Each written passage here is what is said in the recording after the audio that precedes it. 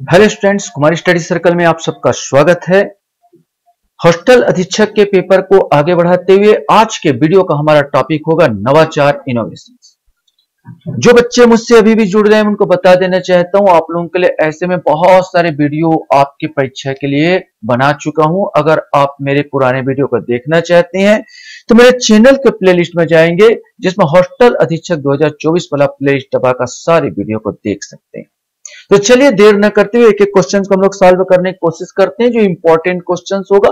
पहला क्वेश्चन से विश्व बौद्धिक संपदा संगठन द्वारा प्रकाशित वैश्विक नवाचार सूचकांक 2023 रैंकिंग में 132 अर्थव्यवस्था में भारत का कौन सा स्थान है, ये आपको बताना है। 30वां, 41वां, 40वां या 42वां, इसमें से कोई एक आएगा। सही आंसर इसका सी आएगा, 40वां स्थान है। वर्तमान में 2022 में भी यही स्थान था। 2022 का भी रैंकिंग अगर देखेंगे तो 40वां स्थान था। 2023 में भी बरकरार है, 40वां स्थान है नवाचार के दृष्टिकोण से। राष्ट्रीय नव प्रवर्तन संस्थान कहां स्थित है? कोलकाता, कर्नाटक, गुजरात या उत्तर प्रदेश, इसमें से कोई एक आएगा। सही आंसर सी आएगा, यह गुजरात के गांधीनगर में स्थित है।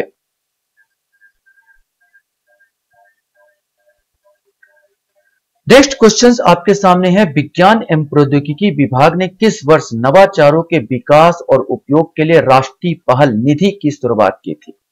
2015, 2016, 2017 या 2018, इसमें से कोई एक आएगा। सही आंसर इसका बी आएगा, 2016 को यह शुरुआत हुई है। शिक्षा के क्षेत्र में पीएलसी का अर्थ क्या है?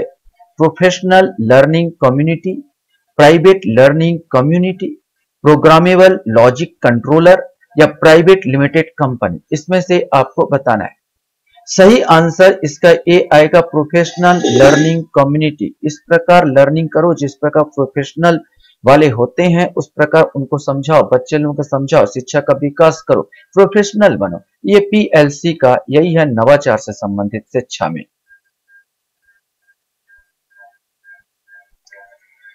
क्वेश्चन हमारे सामने यहां पर आता है। पीएलसी के गठन का उद्देश्य है, हर शिक्षक का ज्ञान अलग अलग होता है, एक दूसरे के ज्ञान को साझा कर बच्चों की पढ़ाई में आने वाली समस्याओं का समाधान करना, बच्चों के समझ में विकास करने के लिए, अच्छे शिक्षा प्रदान करने के लिए, उपरोक्त सभी।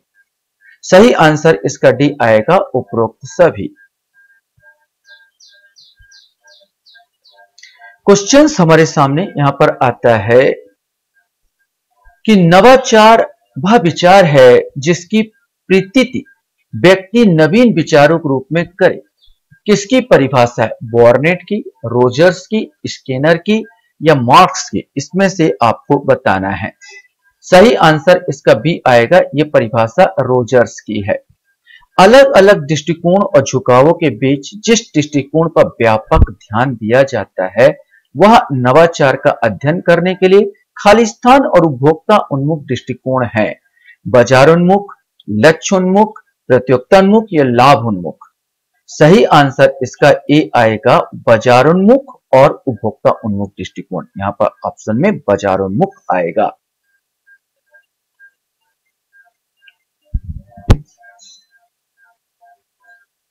क्वेश्चन से डिफ्यूजन ऑफ इनोवेशंस में रोजर्स ने नवाचारों की 5 विशेषताओं का वर्णन किया है जो किसी प्रणाली में इसके अपनाने की दर निर्धारित करते हैं। निम्नलिखित में से कौन सा सूचीबद्ध गुणों में से एक नहीं है? परीक्षणशीलता, सामर्थ्य, अनुकूलता, निरीक्षण योग्यता, इसमें से आपको बताना है कौन सा इसमें से नहीं है। सही आंसर इसका बी आएगा, इस सामर्थ्य ही नहीं है। तो आठवां का आंसर बी आएगा।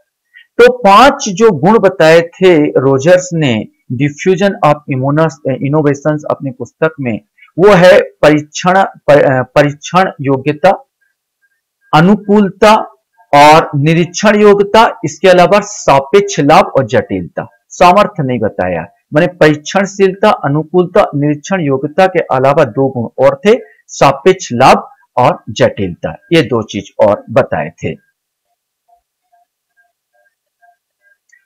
क्वेश्चन हमारे सामने यहां पर आता है। विज्ञान में नवाचार की भूमिका में निम्नलिखित में से क्या सम्मिलित है?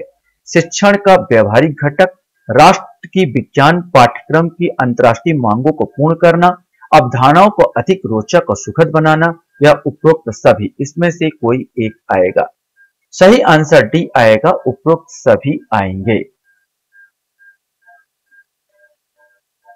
क्वेश्चन हमारे सामने यहां पर आता है 10वें नंबर का क्वेश्चन है कि निम्नलिखित में से कौन सा एक प्रमुख क्षेत्र है जो विज्ञान के नवाचारों से संबंधित नहीं है? मूल्यांकन तकनीक, विज्ञान का शिक्षण शास्त्र, मिथ्या धारणाओं को मिटाना, आर्थिक विकास। तो यहां पर सही आंसर डी आएगा, इसका कोई मतलब नहीं। लेकिन अगर नवाचार विज्ञान के संबंधित नवाचार की बात किया जाए तो मूल्यांकन करके ही उसका तकनीक है। मूल्यांकन करो, देखो, निरीक्षण करो। विज्ञान का शिक्षण शास्त्र है और मिथ्या धारणाओं को मिटाना, ये तीनों तो इसके उद्देश्य है, संबंधित है, लेकिन इसका आर्थिक विकास से कोई लेना देना नहीं है। क्वेश्चन से निम्नलिखित में से कौन सा विज्ञान शिक्षण में आईसीटी का सही उपयोग है, ये आपको बताना है। कक्षा में फिल्म देखने के लिए कंप्यूटर का उपयोग करना, विषय संबंधित सामग्री देखने के लिए प्रोजेक्टर का उपयोग करना, सोशल मीडिया प्लेटफॉर्म पर एक समूह बनाना ताकि छात्र आपस में चर्चा कर सके, पार्टी की व्यवस्था करने के लिए कक्षा में ऑडियो स्पीकर और वीडियो का उपयोग करना। इसमें से आपको बताना है। सही आंसर इसका भी आएगा, विषय से संबंधित सामग्री देखने के लिए प्रोजेक्टर का उपयोग करना ताकि बच्चे समझ सके। कक्षा में फिल्म देखना तो कोई उद्देश्य नहीं होगा। यहाँ पर सोशल मीडिया प्लेटफॉर्म पर एक समूह बनाना ताकि छात्र आपस में चर्चा करे, बकवास है। पार्टी की व्यवस्था करते और हो ही नहीं सकता। एक ही चीज आता है, विषय संबंधित सामग्री देखने के लिए प्रोजेक्टर का उपयोग करना। मैनेज करके देखो, देखने से बच्चा दिमाग में जल्दी समझ में आएगा। ये इसका मेन उद्देश्य है। क्वेश्चन से निम्नलिखित में से कौन सा कथन विज्ञान शिक्षण के करके सीखना दृष्टिकोण के लिए उपयुक्त माना जाता है? इसमें से आपको बताना है। यह विद्यार्थियों को रटकर याद करके पाठ न सीखने में सहायता करता है, या अभ्यर्थियों को सृजनात्मकता को बढ़ाता है, या अभ्यर्थियों के अवधारणात्मक और सार्थक रूप से सीखने में सहायता करता है। वैसे तो देखने से पता चल रहा उपरोक्त सभी आ जाएगा, क्योंकि करके देखना, करके सीखना नया चीज है। आप रट्टा मार के देखो, इससे अच्छा करके सीखो। तो करके सीखोगे तो सब। अब मैं कंप्यूटर के बारे में आपको बताऊं, इससे अच्छा कंप्यूटर में बैठा के बच्चों को सिखा दो ना, तो सब कुछ हो जाएगा। मैं चित्र बताऊं कि मॉनिटर ऐसा होता है जिसमें देखते तो समझ में नहीं आएगा, डायरेक्ट बैठाओ ये मॉनिटर बेटा, तो दिमाग में बैठ जाता है। तो ये नया पद्धति है, नया सीख है, इसमें तीनों इसमें आंसर आएंगे। क्वेश्चन हमारे सामने यहां पर आता है, निम्नलिखित में से किस प्रकार के प्रश्न में छात्रों को रचना करने और नया स्वरूप देने की आवश्यकता होती है जिसमें नवाचार का अच्छा व्यवहार सम्मिलित होता है? अपसारी प्रश्न, चुनौतीपूर्ण प्रश्न, भविष्य की समस्या हल करने वाले प्रश्न और नए संबंधों की मांग करने वाले प्रश्न। इसमें से कोई एक आएगा। सही आंसर इसमें सी आएगा। वास्तव में जो नवाचार है, भविष्य की समस्या को हल करने वाले प्रश्न, मैंने पहले से अगर आप जो समस्या आएगी भविष्य में उसको ध्यान में रखते हुए अगर आप किसी चीज को हल करते हो या किसी समस्या का समाधान करते हो तो वही तो नवाचार है। तो भविष्य में मेरे को क्या प्रॉब्लम आ सकता है, तो नवाचार का यही प्रॉब्लम होता है, विशेषता होती है कि भविष्य को आगे देखते हुए, समस्याओं को आगे देखते हुए वो विकास करता है और इसी के आधार पर नवाचार कहते हैं। तो भविष्य की समस्याओं को हल करने वाले प्रश्न नवाचार के अंतर्गत आएंगे। क्वेश्चन है आपके सामने कि नवाचार क्या है, यह आपको बताना है। सिंपल सा फिर एक ही क्वेश्चन है कि शिक्षा के नित्य नवीन परिवर्तन, शिक्षा में कोई परिवर्तन नहीं, शैक्षिक अनुसंधान और शैक्षिक अनुदेशन। सही आंसर है शिक्षा में नए नए रूप में परिवर्तन लाइए। नया परिवर्तन जिसमें बच्चे सीख सके वो नवाचार है। रचनात्मक गतिविधि के लिए मानव क्षमताओं के रूप में नवाचार नहीं है। अब ध्यान रखना, नवाचार नहीं है, यह पढ़ना है। कल्पना के रूप में, नवीनता एवं सरलता के रूप में, सामाजिक रूप में, रचनात्मक रूप से। तो नवाचार कल्पना किया जाता तभी तो नवाचार आएगा। नवीनता ही का नाम नवाचार है। रचनात्मक होता है, इसमें रचना किया जाता है, किसी न किसी का आविष्कार हो जाता है तो रचनात्मकता तो होगा। सामाजिक रूप से ये कोई विशेषता नहीं है इसकी, तो ये आपका सी आएगा। तो सी आंसर इसका आएगा कि नवाचार नहीं है पूछा तो सामाजिक रूप में ये ऐसा नहीं है, बाकी सब इसकी विशेषता है। तो आशा करता हूं ये वीडियो भी आपको अच्छा लगा होगा।